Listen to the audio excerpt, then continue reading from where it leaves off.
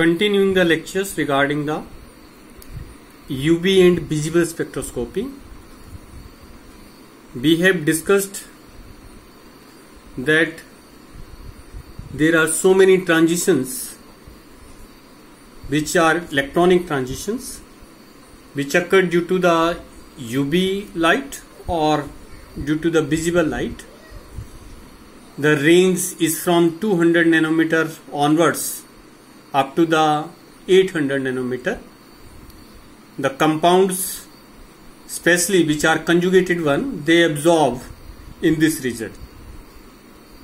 The main part of the UV visible is the discussion of the dynes part, how the UV visible spectroscopy is helpful in discussing the structure of the dynes. A dyne can be open chain dyne or it can be cyclic dyne. The dyne should be conjugated one, means one double bond, it should be in conjugation to the another double bond. I am not speaking of the you can say unconjugated or isolated double bonds. The double bonds should be separated by a single bond, so they should be conjugated double bonds. When we discuss the dynes, especially the discussion comes around the homoannular dynes and the heteroannular dynes. These are the cyclic dynes, as it is obvious from the figures that both dynes are the cyclic one. When the both bonds, जब दोनों bond जो हैं वो एक ही ring के अंदर present है, जैसा कि पहला केस यहां दिख रहा है कि दोनों डबल बॉन्ड जो हैं वो एक रिंग के अंदर प्रेजेंट है, तो उसको हम जो हैं वो उसको हम बोलेंगे homoannular dynes. When both the you can say double bonds, they are present in the same ring. So this is one double bond that is present here. This is the another double bond that is present here. So both the double bonds, they are lying in the same ring, that is homoannular. When the two double bonds, they lie in the different rings, एक इस ring में present है, एक दूसरे वाले ring के अंदर present है, तो इस तरह की डाइन्स को हम क्या बोलेंगे? हेट्रोएनुलर डाइन्स. होमोएनुलर डाइन्स जो वो लॉन्गर वेवलेंथ की तरफ अब्सॉर्ब करती हैं. यहां पर 263 नैनोमीटर जो वो वैल्यू मैंने लिख रखी है ऊपर, that is the 263. So they absorb in the longer wavelength region. और 234 जो वैल्यू हो किसके लिए आ रही है? That is for the heteroannular. तो हेट्रोएनुलर डाइन्स को जो वो उनकी इलेक्ट्रॉनिक ट्रांजिशंस के लिए ज्यादा एनर्जी लगती है, होमोएनुलर्स के लिए जो वो कम एनर्जी जो वो लगती है. So that is the homoannular and the heteroannular dienes. जो डाइन्स के अंदर डबल बॉन्ड होते हैं उनको हम डिफरेंट नेम देते हैं. उनको हम एक्सोसाइक्लिक डबल बॉन्ड बोलते हैं और उनको हम एंडोसाइक्लिक डबल बॉन्ड बोलते हैं. एंडोसाइक्लिक डबल बॉन्ड्स की इतनी ज्यादा वैल्यू नहीं है, केवल नॉलेज के लिए कि एंडोसाइक्लिक है, लेकिन एक्सोसाइक्लिक डबल बॉन्ड का पता जरूर होना चाहिए. एक्सोसाइक्लिक का डबल बॉन्ड का पता क्यों होना चाहिए?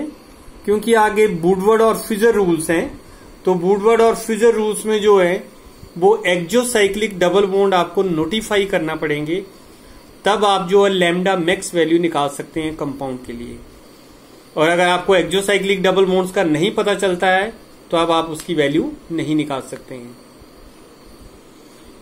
जब भी डबल बॉन्ड किसी रिंग के अंदर है उसको हम एंडोसाइक्लिक डबल बॉन्ड बोलेंगे. जैसे कि यहां पहला केस है, इस केस में दो रिंग है, ए और B ring. So there are the two rings, one is the A ring, another is the B ring. अलग अलग रिंग में एक एक डबल बॉन्ड है. फिलहाल तो ये हेट्रोएनुलर डाइन हुई क्योंकि दोनों डबल बॉन्ड जो है वो अलग अलग रिंग के अंदर प्रेजेंट हैं, इसलिए हम क्या बोलेंगे इसको? Heteroannular diene. लेकिन इनके जो डबल बॉन्ड है, जैसे ये डबल बॉन्ड ये रिंग ए के अंदर है, so this is a endo to the A. ये डबल बॉन्ड बी रिंग के अंदर है, तो this is endocyclic to the B. तो हर एक डबल बॉन्ड जो है, जो भी है, उसको हम क्या बोल सकते हैं? एंडोसाइक्लिक. वो किस रिंग में प्रेजेंट है, उस रिंग के रिस्पेक्ट टू उसको क्या बोलेंगे हम, एंडोसाइक्लिक डबल बॉन्ड बोलेंगे। एक आगे और एग्जांपल है, यहां पर 1 से लेकर के जो है वो 7 तक कार्बन एटम है। 1 और 2 के बीच में एक डबल बॉन्ड है, that is endocyclic respect to the ring because it is present inside the ring. लेकिन कोई डबल बॉन्ड इमीडिएटली जो वो रिंग के बाहर की तरफ प्रेजेंट होना चाहिए, रिंग से जुड़ा होना चाहिए। So it is linked C3 to C7. It is linked with the ring but not lying inside the ring, but immediately it is lying outside the ring. अगर इस तरह से डबल बॉन्ड आता है तो उसको हम एक्सोसाइक्लिक डबल बॉन्ड बोलते हैं। Repeating again, exocyclic double bond वो डबल बॉन्ड हुआ जो रिंग के अंदर नहीं है लेकिन वो रिंग के बाहर है, लेकिन इतना बाहर भी नहीं है कि वो 1-2 कार्बन एटम छोड़ करके अटैच्ड हो। वो उस रिंग के साथ जरूर जुड़ा होना चाहिए, लेकिन कहां होना चाहिए, रिंग के बाहर की तरफ होना चाहिए। सो C3 और C7 के बीच में जो डबल बॉन्ड है वो रिंग के बाहर है और रिंग के साथ जुड़ा भी है, तो इसको बोलेंगे हम एक्सोसाइक्लिक डबल बॉन्ड। क्या बोलेंगे हम इसको, एक्सोसाइक्लिक डबल बॉन्ड।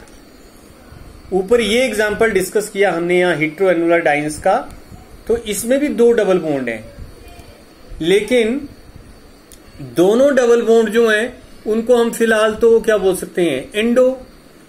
एक इस रिंग के रिस्पेक्ट टू एंडो है, एक दूसरे रिंग के रिस्पेक्ट टू एंडो है।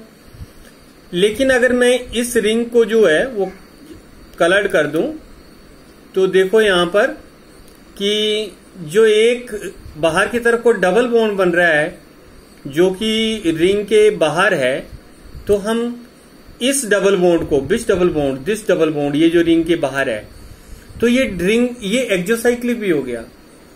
कहने का मतलब है एक ही डबल बॉन्ड एंडो भी हो सकता है, एक ही डबल बॉन्ड एक्सो भी हो सकता है। जो तो येलो रिंग के अंदर है वो दूसरे रिंग के बाहर है, किस खाली वाले रिंग के बाहर है, लेकिन डायरेक्टली अटैच नहीं है रिंग के साथ, तो वो एंडो ही रहा। लेकिन जो रिंग येलो रिंग के बाहर की तरफ को डबल बॉन्ड आ रहा है जो व्हाइट वाले पोर्शन में है, वो येलो रिंग के इमीडिएटली बाहर की तरफ को है, तो येलो रिंग के अकॉर्डिंगली ये एक्सो हुआ और व्हाइट रिंग के अकॉर्डिंगली इसको क्या बोलेंगे हम, एंडोसाइक्लिक बोलेंगे। Means one double bond can be exo for one ring, it can be endo for the another ring. Let us clear the picture more in another discussions here. This is another one example. So various carbon atoms you are looking here. C5 to C10, this is a single bond that is not visible here. I have drawn with the yellow color. So first of all, let us see which type of diene it is, whether we will speak it as a heteroannular diene or homoannular diene, because first discussion is regarding the dienes.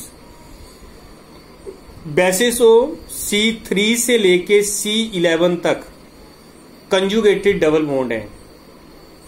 3 और 4 के बीच में double bond, 4 और 5 के बीच में single, 5 और 6 के बीच में फिर डबल बॉन्ड, 6 और 7 के बीच में फिर सिंगल, 7 और 8 के बीच में डबल बॉन्ड, फिर 8 और 9 के बीच में सिंगल, फिर 9 से 11 के बीच में फिर डबल बॉन्ड है।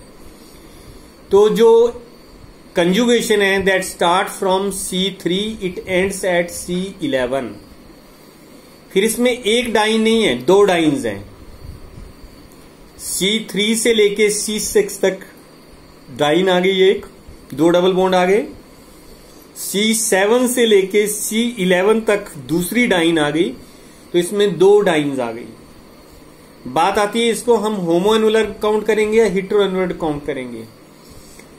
होमोएनुलर तब होता है जब 2 डबल बॉन्ड कंजुगेशन में और एक ही रिंग के अंदर प्रेजेंट हो।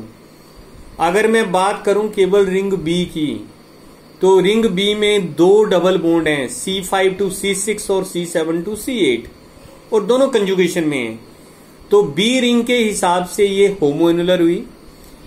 लेकिन अगर रिंग ए और बी की बात करते हैं तो ये हेटेरोएन्युलर हुई, और अगर रिंग बी और सी की बात करते हैं तो भी क्या हुई, ये हेटेरोएन्युलर हुई। तो अगर आपके पास इस तरह की चॉइस आती है कि उसमें होमोएन्युलर डाइन भी काउंट हो रही है और हेटेरोएन्युलर भी काउंट हो रही है, तब आपने उसको होमोएन्युलर डाइन ही काउंट करना है। अब बात करते हैं इसमें डबल बॉन्ड्स की, कि कौन सा डबल बॉन्ड एक्सोसाइक्लिक है, कौन सा डबल बॉन्ड एंडोसाइक्लिक है। सबसे पहला डबल बॉन्ड है C3 to C4। So this is endocyclic to the ring A, क्योंकि ये रिंग ए के अंदर है। C5 to C6, this double bond, it is endocyclic to the ring B. C7 to C8, so this is C7 to C8, that is endocyclic to the ring B, ring B के अंदर है। C9 to C11, this is endocyclic to the ring C। तो एंडोसाइक्लिक मैंने कहा discuss करने का कोई खास फायदा नहीं है, क्योंकि वुडवर्ड और फिजर रूल में यूज नहीं होते हैं। बात आती है कि कौन सा एक्सो है। मैं पहले ए रिंग को यहां पर कलर कर रहा हूं थोड़ा सा, so that is the ring A. अब ये रिंग आपके पास ए आ गया। इस रिंग के साथ जो डबल बॉन्ड है कौन सा, 5 और 6 के बीच में, तो 5 और 6 के बीच में जो डबल बॉन्ड है वो इमीडिएटली रिंग के बाहर की तरफ को है। तो इसका मतलब 5 और 6 के बीच का जो डबल बॉन्ड है, जो एंडोसाइक्लिक टू द बी था, it is also exocyclic to the ring A, क्योंकि रिंग ए के अंदर ये नहीं है, लेकिन इमीडिएटली रिंग ए के बाहर ये आ रहा है। तो 5 और 6 के बीच में एक एक्सोसाइक्लिक डबल बॉन्ड है। अब बात करते हैं C9 और C11 के बीच में डबल बॉन्ड। तो ये रहा C9 और C11 के बीच में double bond. This double bond is lying outside of the ring B, ring B के ये बाहर की तरफ को है। इसका मतलब C9 और C11 के बीच में जो डबल बॉन्ड है, that is exo to the B, that is exo to the B. फिर अगर C जो रिंग है इसको देखूं, तो C7 और C8 के बीच में जो डबल बॉन्ड है वो रिंग C के बिल्कुल बाहर की तरफ को है, डायरेक्टली अटैच है उसमें बाहर। तो 7 और 8 के बीच में जो डबल बॉन्ड आ रहा है वो भी क्या आएगा, दैट इज द एक्सोसाइक्लिक। तो इसमें आपके पास 3 एक्सोसाइक्लिक डबल बॉन्ड हो गए। C5 to C6 is exocyclic to the ring A, C9 to C11 is exocyclic to the ring B, C7 to C8 is exocyclic to the ring C. When you have to discuss Woodward and the Fischl rule later on, then you have to check for the exocyclic double bond. तो exocyclic double bond आपको picture बिल्कुल clear होनी चाहिए। यहां मैं अगली slide में आपको इसको ड्रॉ करके बताता हूं कि किसको हम एक्सो बोलेंगे। एंडो का इतना कोई खास लेना देना नहीं है। So let us draw a benzene ring here.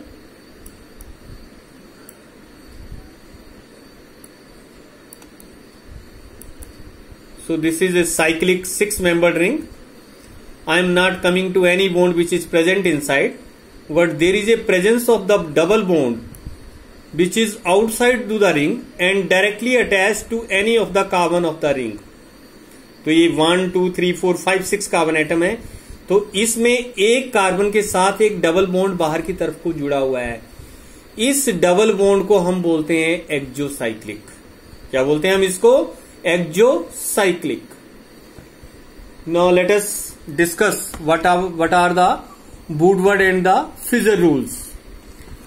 So Woodward and Fisher rules आपने बुक निकाल लेनी है, क्योंकि इमीडिएटली आपको ये याद नहीं होंगे। वैल्यूज हैं याद करने के लिए।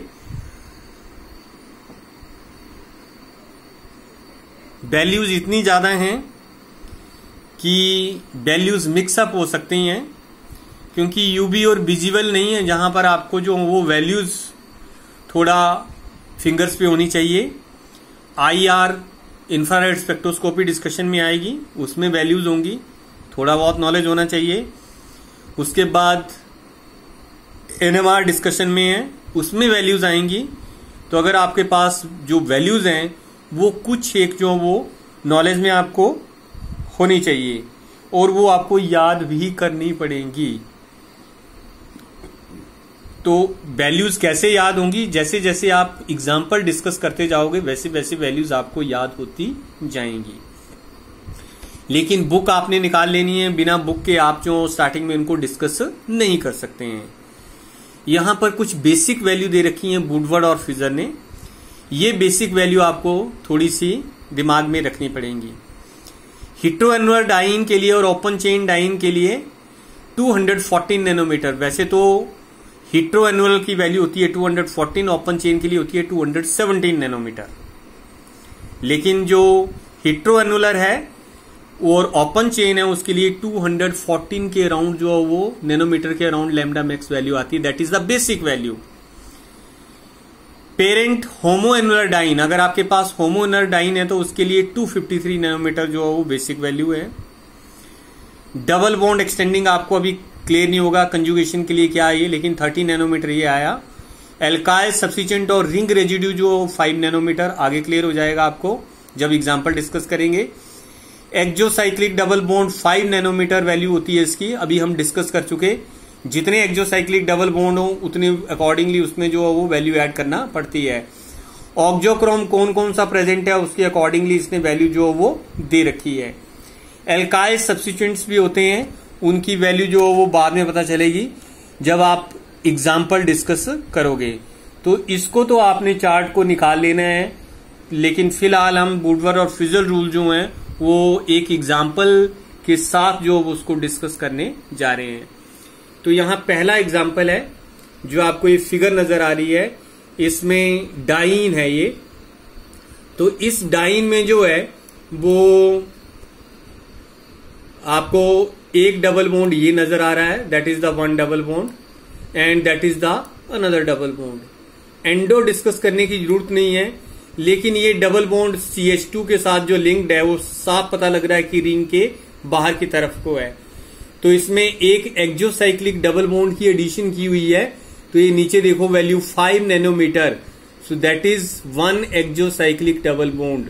तो एक्जोसाइक्लिक डबल बॉन्ड आपने चेक किया तब जो उसकी वैल्यू आप ऐड कर पाओगे। तो ये आपको ध्यान में रखना पड़ेगा कहां एक्जो और कहां एंडो है। एंडो की वैल्यू नहीं, एक्जो मेनली आपको चाहिए। अब आती है बात की क्या ये हेटेरोएनुलर है या होमोएनुलर है। जब भी हेटेरोएनुलर और होमोएनुलर की बात आती है इतना ध्यान में रखना है कि 2 रिंग जरूर होनी चाहिए या दोनों डबल बॉन्ड रिंग के अंदर होनी चाहिए। यहां पर एक रिंग के अंदर है दूसरा नहीं है, तो इसको हम ओपन चेन डाइन काउंट करेंगे। क्या काउंट करेंगे? Open chain value. तो ओपन चेन के लिए 214 to 217 नैनोमीटर वैल्यू है। यहां पेरेंट वैल्यू मैंने 214 लिखी हुई है। साथ में लिखा हुआ 2 रिंग रेजिड्यू। रिंग रेजिड्यू क्या होता है? जहां भी डबल बॉन्ड की हद खत्म हो जाए, बाउंड्री खत्म हो जाए। ये देखो ये CH2 डबल बॉन्ड है, इसके आगे ये एल्काइल पार्ट आ गया, तो ये मैंने एक कट लगा रखा है। इसके बाद डबल बॉन्ड नहीं है फिलहाल, इसके बाद भी कंजुगेशन नहीं है, तो ये डाइन यहां से यहीं तक है। तो ये एक और ये दूसरा, इन दोनों को बोलेंगे हम रिंग रेजिड्यू। क्या बोलेंगे? Ring residue. क्योंकि ये रेजिड्यू बच गया, बाकी हिस्सा बच गया रिंग का, that is by ring residue. तो दोनों साइड है ये, तो इसको हम बोलेंगे 2 रिंग रेजिड्यू। एक रिंग रेजिड्यू के लिए वैल्यू होती है 5 नैनोमीटर, तो 2 रिंग रेजिड्यू के लिए वैल्यू आ गई 2 into 5 10 नैनोमीटर। तो आपके पास 229 नैनोमीटर जो वो इसकी टोटल लैम्डा मैक्स वैल्यू आ गई। एक एग्जांपल और डिस्कस करते हैं। ये सामने है आपके एग्जांपल ये, तो इसमें आपके पास 2-3 रिंग आपको जो वो नजर आ रहे हैं, जो इसमें 3 रिंग जो आपको नजर आ रहे हैं। तो एक इसमें नंबर 1 पे एक रिंग है, ये नंबर 2 रिंग है, उसके बाद नंबर 3 रिंग है। फिलहाल इसको क्या काउंट करेंगे पहले ये देखते हैं। ये 2 डबल बॉन्ड जो हैं, this double bond and that this one double bond, they are lying in a 1 ring. तो इसको हम बोलेंगे होमोएनुलर डाइन। क्या बोलेंगे हम इसको? होमोएनुलर डाइन। तो होमोएनुलर डाइन के लिए वैल्यू है 253 नैनोमीटर। तो यहां बेसिक वैल्यू जो पेरेंट वैल्यू 253 नैनोमीटर आ गई।